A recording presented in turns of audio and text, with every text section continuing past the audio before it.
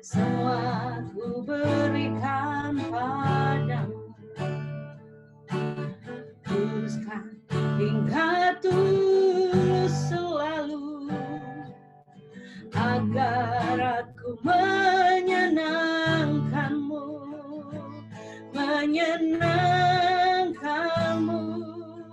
senangkanmu. Hanya itu kerinduanku, menyenangkanmu, senangkan hatimu. Hanya itu kerinduanku.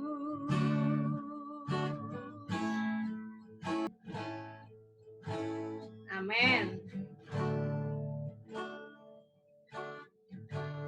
Ya. Terima kasih Pak Rene untuk. Ibu boleh pimpin doa, Bu Francisca? Oke.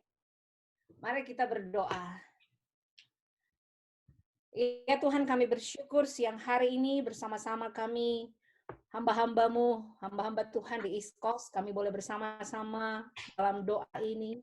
Kami bersyukur siang hari ini tengah-tengah semua kesibukan kami tahu betapa penting kami berdoa bersama-sama kuat di hadapan Tuhan. Terima kasih untuk kesempatan ini, kami percaya di mana ada 2 orang berkumpul di situ nama Tuhan, Roh Kudus hadir, dan kami percaya Kau ada dalam doa-doa kami ini. Kami buka doa bersama hamba-hamba Tuhan East Coast, hanya di dalam nama Allah, Bapa, Anak, dan Roh Kudus. Amin. Amin, Bapak. Amin. Terima kasih. Terima kasih. Coba kita kan mungkin ada yang belum kenal sama Ibu Heni. Ibu Heni boleh sedikit sekelupas memperkenalkan Ibu. Ya, Bapak Ibu sekalian, nama saya Heni Utimena. Saya ketemu Pak Tendi beberapa hari yang lalu dalam seminar di sini di Maryland. Saya melayani di Jemaat Indonesian American Presbyterian Church di Darwood, Maryland. Sudah berapa lama Ibu di Amerika? Saya di Maryland 2015. Sebelumnya saya di Hawaii.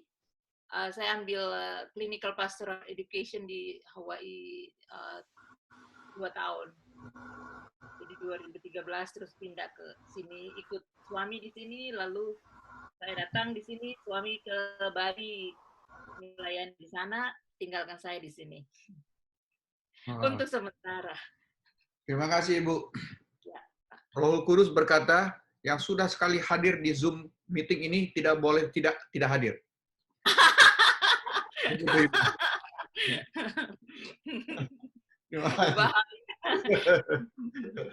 Oke. Iya. Yang tugas bawa firman hari ini adalah Pak Yongki. Pak Yongki, silakan Pak Yongki. Ya, shalom semua Bapak Ibu sekalian. Halo. Ya, mohon izin saya mau share screen ya. Thank you Pak Rene. Nah, saya beri judul renungan saya pada siang hari ini adalah The New Normal Life. Terima kasih kepada Pak Rene yang sudah memberikan kesempatan kepada saya untuk boleh berbagi pada siang hari ini. Nah, Bapak Ibu Saudara sekalian, Tuhan itu berbicara kepada umatnya dengan berbagai macam cara. Kepada Musa, Tuhan berbicara melalui semak duri yang menyala. Kemudian kepada Bileam, Tuhan berbicara melalui keledainya yang bisa berbicara. Dan kemudian kepada Elia, Tuhan berbicara melalui angin sepoi-sepoi. Nah, seringkali Tuhan berbicara kepada saya melalui kejadian-kejadian, baik itu kejadian-kejadian yang dialami secara pribadi, keluarga maupun ada di sekitar. Misalnya, kalau kemudian anak saya sedang jalan dan jatuh, saya sering gini, Tuhan, kenapa ya kok anak saya ini jatuh? Tuhan itulah mau bicara apa, atau kemudian mungkin saya tidak hati-hati dan kepala saya kejeduk ke pintu atau jendela, kemudian saya tanya, aduh Tuhan, kok ketak saya, apa ini ketak, jidak saya ya, Tuhan lagi mau bicara apa yang kurang atau ada sesuatu yang salah kepada saya. Dan juga Tuhan beberapa kali bicara kepada saya ketika saya sedang jalan, kemudian saya jatuh gitu ya. Nah, itu di situ Tuhan banyak berbicara kepada saya melalui kejadian-kejadian. Nah, melalui apa yang terjadi hari-hari ini di tengah-tengah pandemi COVID-19 ini, maka saya tanya, Tuhan, Engkau mau bicara kepada saya secara khusus apa sih melalui pandemi COVID-19 ini? Nah, kemudian Tuhan ingatkan bahwa salah satu protokol untuk supaya kita keluar rumah, maka kita harus pakai tutup kepala. Ya, saya kebetulan di kepalanya nggak ada tutupnya, juga nggak ada rambutnya.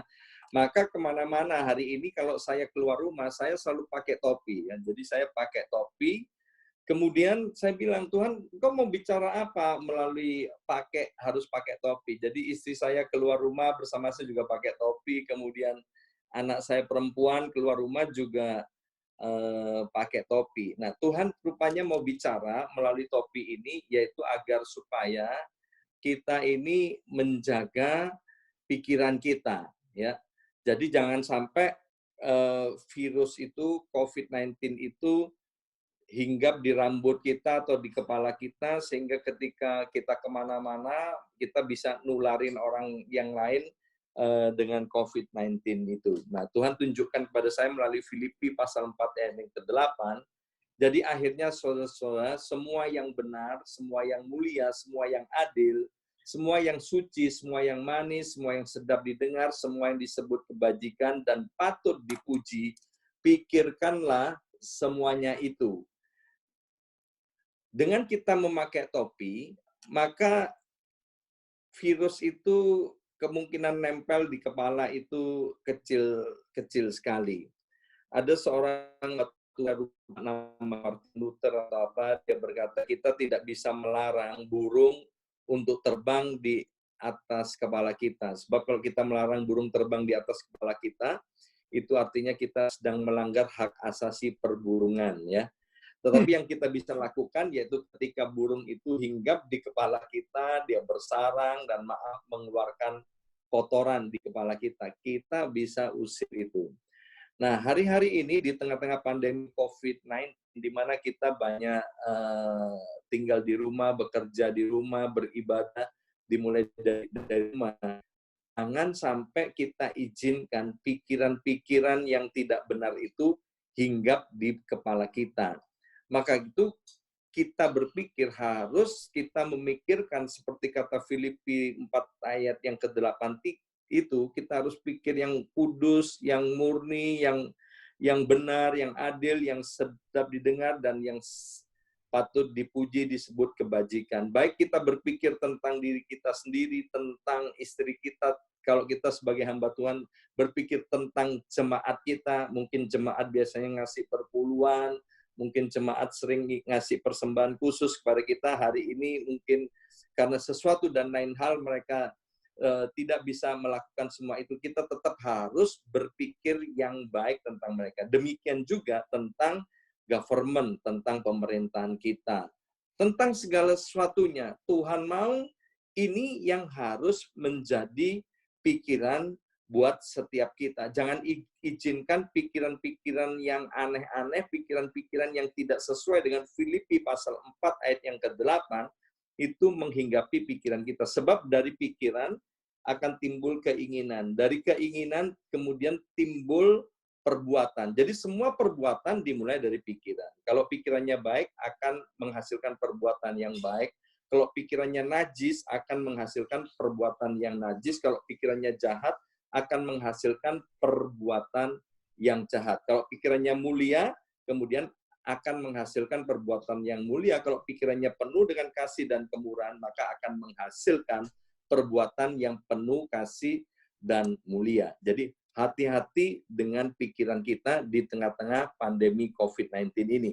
Nah, yang kedua, protokol dari the new normal life adalah kalau kita keluar, kita itu harus pakai kacamata. Nah, kebetulan sekali saya sudah pakai kacamata. Ya, kalau istri saya keluar rumah itu pakai kacamata yang pakai untuk menyelam itu. Ya, jadi yang apa Google gitu ya, yang agak lebar, dan saya juga ketemu di toko-toko atau di supermarket para ibu-ibu juga ada yang pakai kacamata yang besar itu. Kemudian Tuhan mau berbicara apa melalui kacamata? Nah, mata ini kalau kalau tidak hati-hati menjaganya, maka virus itu akan bisa masuk ke tubuh kita melalui mata. Nah, di dalam kitab Lukas 11 ayat 34 berkata bahwa matamu adalah pelita tubuhmu. Jika matamu baik, teranglah seluruh tubuhmu. Tetapi jika matamu jahat, gelaplah seluruh tubuhmu. Jadi penting sekali untuk kita menjaga mata kita. Jangan sampai mata kita itu menjadi gelap. Kita sudah tahu bagaimana ketika Daud satu kali ketika dia jalan-jalan di soto rumahnya, dia melihat Batseba yang sedang mandi. Tidak ada salah dengan Batseba yang sedang mandi. Tapi kesalahannya adalah ketika Daud memakai matanya untuk terus-menerus berfokus melihat Batseba yang sedang mandi itu. Dan kita tahu akhirnya apa yang terjadi dengan Daud. Dia jatuh di dalam dosa perzinahan dan dosa-dosa yang lainnya. Maka itu kemudian Daud berkata di dalam kitab Mazmur, pasal yang ke-101 ayat yang ketiga, nanti bisa dibaca secara lengkap, cuman ada 8 ayat. Di dalam Mazmur 101 ayat 3, Daud berkata, tiada kutaruh di depan mataku, satu, perkara dursila. Yang kedua, perbuatan murtad. Aku benci, itu takkan melekat kepadaku. Jadi kita harus hati-hati menjaga mata kita. Nah, Daud berkata, yang dia kemudian tidak akan taruh di dalam matanya, apa yang tidak mau jadi dia fokus untuk lihat terus-menerus, yaitu perkara dursila dan perbuatan murtad. Dari 8 ayat itu, saudara, maka ada 3 hal yang menjadi pantangan buat Daud untuk dilihat. Yang pertama yaitu kekerasan, yang kedua romantisme, yang ketiga adalah perkara-perkara supranatural, ya. Dan itu juga seharusnya buat setiap kita jaga mata kita jangan sampai lihat hal kekerasan, romantisme, atau perkara-perkara supranatural. Satu kali ada anak sekolah minggu di tempat saya, dia datang ke gereja dengan memakai tas Spider-Man, dengan memakai kaos Spider-Man, dan kemudian saya tanya, Yesus sama Spider-Man hebat mana? Ya kan? Dengan singkat, jelas, dan mantap, anak ini berkata, ya lebih hebat Spider-Man. Ya. Jadi, yang perkara-perkara begitu, jangan sampai diizinkan menjadi tontonan buat setiap kita maupun buat anak-anak Tuhan yang lainnya. Sebab apa yang masuk ke dalam hidup kita melalui mata, itu sadar atau tidak sadar, itu akan terekam sampai ke alam bawah sadar kita. Satu kali di satu state, saya melayani satu keluarga. Keluarga masih muda, punya anak yang masih kecil. Kemudian keluarga ini mau bercerai. Nah, satu kali si suami itu mengirim SMS kepada saya. Panjang sekali SMS-nya. Di dalam SMS itu cerita bahwa SMS ini bukan ditujukan kepada saya, tapi ditujukan kepada istrinya. Di dalam SMS itu ditulis salah satunya, bahwa kalau kamu tidak mau melakukan ini, maka kamu sebentar lagi akan saya cincang, akan saya potong menjadi 20 bagian. Ya. Dan SMS itu dikirimkan kepada saya, dan kemudian saya menelpon pria ini di satu state itu, dan kemudian saya tanya, ini SMS kamu salah kirim, tak? ini kan alamatnya kepada istrimu, kok kamu kirimkan kepada saya? Oh, tidak, Pak. Ini supaya Pak Yong tahu aja bahwa apa yang saya katakan. Mau istrimu jadi 20 bagian, itu benar kamu mau lakukan. Iya benar, saya mau lakukan ini.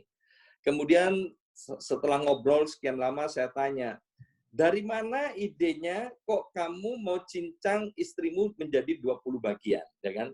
Dia bilang, dari film Korea, Pak. Nah, film Korea atau film sinetron atau film apa saja yang harus disadarkan dan kita perlu ajari bahwa semuanya itu adalah tontonan. Hari-hari ini hampir semua gereja bikin live streaming ya, ibadah secara online, baik direkam, ditayangkan di YouTube maupun di Facebook dan lain sebagainya. Nah, anak-anak Tuhan punya kecenderungan yang terbalik. Itu khotbah-khotbah yang ada di YouTube, di Facebook dan sebagainya, itu yang seharusnya menjadi tuntunan. Tapi hari-hari ini itu dijadikan tontonan, seperti nonton televisi, kalau nggak suka tinggal pindah channelnya. Sementara yang di televisi itu yang seharusnya tontonan itu dijadikan tuntunan, ya. Nah, ini tidak boleh terjadi di dalam hidup setiap kita maupun setiap anak-anak Tuhan, ya. Jadi yang kedua, kita harus benar-benar jaga mata kita. Dan yang ketiga, Tuhan mau berbicara ketika kita memakai masker, ya. Waktu kita memakai masker, saya tanya, Tuhan, kamu mau bicara kepada saya apa melalui masker? Dan kemudian Tuhan tunjukkan ayat kepada saya, apa yang harus kita lakukan melalui masker, yaitu di dalam Efesus pasal 4 ayat 29 berkata, janganlah ada perkataan kotor keluar dari mulutmu, tetapi pakailah perkataan yang baik untuk membangun di mana perlu supaya mereka yang mendengarnya beroleh kasih karunia. Kita harus pakai masker supaya droplet cairan yang ada di dalam mulut kita tidak keluar dan tidak membuat orang lain tertular. Tadi kalau pakai topi, yaitu agar supaya virus itu tidak masuk, ya, tidak nempel di kepala. Kita pakai kacamata supaya virus itu tidak masuk melalui mata. Tetapi masker, yaitu agar apa yang keluar daripada kita tidak membuat orang lain menjadi sakit. Jadi kita harus berhati-hati dengan perkataan kita. Alkitab berkata, biarlah jangan sampai ada perkataan kotor yang keluar dari mulut kita. Mungkin kita sedang stres, kita sedang depresi, kita sedang marah, tapi mari kita jaga mulut kita. Biarlah hanya perkataan-perkataan yang baik, perkataan-perkataan yang membangun, perkataan-perkataan yang sedap didengar. Biar itu saja yang keluar dari mulut kita. Sebab Alkitab berkata, mati dan hidup dikuasai oleh lidah. Siapa menggemakannya, dia akan memakan buahnya. Perkataan kita, dikatakan lidah itu kecil, tapi dia dapat mengendalikan kapal yang besar, ya, seperti kemudi kapal. Di mana kemudi kapal ini dapat mengarahkan kapal itu pergi ke Pulau Bali atau ke Pulau Nusa Kambangan. Semuanya ditentukan oleh kemudi kapal ini. Nah, kita harus menyadari bahwa perkataan kita, Alkitab bilang, bahwa firman itu sangat dekat, yaitu ada di dalam mulutmu dan ada di dalam hatimu untuk diucapkan maupun dilakukan. Kita harus menyadari bahwa perkataan-perkataan kita itu adalah perkataan-perkataan firman Tuhan. Dan kita tahu kalau firman Tuhan, maka akan menjadikan segala sesuatunya harus baik. Jangan sampai ada perkataan-perkataan yang kotor yang keluar dari mulut kita. Dan yang terakhir, yang keempat, salah satu protokol di dalam hidup yang baru, new life ini, yaitu kita harus sering-sering cuci tangan. Ya, saya nggak tahu satu hari cuci tangan berapa kali ya. Ini ada hand sanitizer juga cukup besar ya, pakai hand sanitizer apa ya. Kemudian saya tanya, Tuhan, engkau mau bicara apa sih melalui hand sanitizer? Nah, Tuhan bukakan dari kitab Mazmur pasal yang ke-24 ayat 3 dan ayat yang keempat dikatakan begini. Siapakah yang boleh naik ke atas gunung Tuhan? Siapakah yang boleh berdiri di tempatnya yang kudus? 4. Orang yang bersih tangannya dan murni hatinya, yang tidak menyerahkan dirinya kepada penipuan dan yang tidak bersumpah palsu. Nah, melalui tangan yang bersih dan dengan Mazmur 24 ayat 3 dan ayat yang keempat, Tuhan mau berbicara bahwa kita sebagai hamba-hamba Tuhan harus menjadi hamba-hamba Tuhan yang berintegritas. Apa itu integritas? Integritas itu adalah melakukan segala sesuatunya dengan benar, tanpa pengawasan. Ada yang melihat maupun tidak ada yang melihat. Ada istri kita atau tidak ada istri kita. Ada pasangan kita atau tidak ada pasangan kita. Ada anak kita atau tidak ada anak kita. Ada jemaat yang melihat atau tidak ada jemaat yang melihat. Ada CCTV maupun tidak ada CCTV. Kita tetap harus berlaku benar. Sebab dalam 2 Tawarik dikatakan mata Tuhan menjelajah seluruh bumi. Dia adalah Tuhan yang maha tahu, Tuhan yang maha hadir. Dimanapun kita berada, apa yang kita kerjakan tidak ada satupun yang tidak diketahui oleh Tuhan. Satu kali teman hamba Tuhan, dia ngebut, saudara. Ya, dia melebihi batas kecepatan dan kemudian dikejarlah oleh polisi. Dan kemudian setelah diberhentikan teman saya ini, saudara, polisi tanya begini, kamu apakah tidak melihat rambu batas kecepatan? Teman saya menjawab dengan singkat, jelas, mantap. Dia bilang, oh saya melihat rambu batas kecepatan. Jadi kalau kamu sudah melihat, kenapa kamu ngebut? Ya saya ngebut karena saya tidak melihat ada Pak Polisi di sana. Nah itu tidak boleh, saudara. Ya. Sebab orang yang tidak di dalam Tuhan, orang di luar Tuhan, dia memang bisa berlaku benar kalau ada yang mengawasi, ada bosnya, ada istrinya, ada orang yang melihat, dia akan berlaku benar. Tetapi buat setiap kita, anak-anak Tuhan, apalagi hamba-hamba Tuhan, kita harus berlaku benar tanpa pengawasan. Ada yang melihat maupun tidak ada yang melihat. Apa itu integritas? Integritas adalah apa yang diucapkan itu harus sesuai dengan apa yang ada di dalam hati kita. Ada beberapa orang yang terlatih untuk biasa berkata-kata tetapi yang tidak sesuai dengan hatinya. Di Surabaya, di Jawa Timur, di mana saya berasal, itu ada satu istilah yang disebut dengan cuk teng. Ya, itu umum sekali di Surabaya. Orang kalau bicara cuk teng, mereka ngerti apa itu cuk teng. Cuk teng itu adalah cucuknya enteng. Ya kan, gampang mengucapkan sesuatu tetapi dia tidak bisa melakukan, ya. Apa yang diucapkan tidak sama dengan hatinya. Nah, buat setiap kita hamba Tuhan, buat setiap kita anak-anak Tuhan, apa yang kita ucapkan itu harus sesuai dengan apa yang di hatinya. Maka itu ketika saya semakin dalam masuk di dalam pelayanan, saya berjanji kepada Tuhan, saya bilang begini, Tuhan, saya hanya mau mengkhotbahkan apa yang saya alami dan apa yang saya lakukan. Dan pantang buat saya untuk mengkhotbahkan apa yang tidak saya lakukan dan apa yang tidak saya alami. Jadi siang hari ini saya sharing, yang pertama, jangan lupa pakai topi, ya. Yang kedua, pakailah kacamata. Dan yang ketiga, pakailah masker dan jangan lupa untuk sering-sering cuci tangan, ya. Itu saja Pak Rene dan teman-teman hamba Tuhan yang bisa saya sampaikan. Tuhan memberkati. Matur nuwun nggih, Mas. Sami-sami. Jadi nek mulai saiki panjenengan ojo cuk teng. Cuk teng.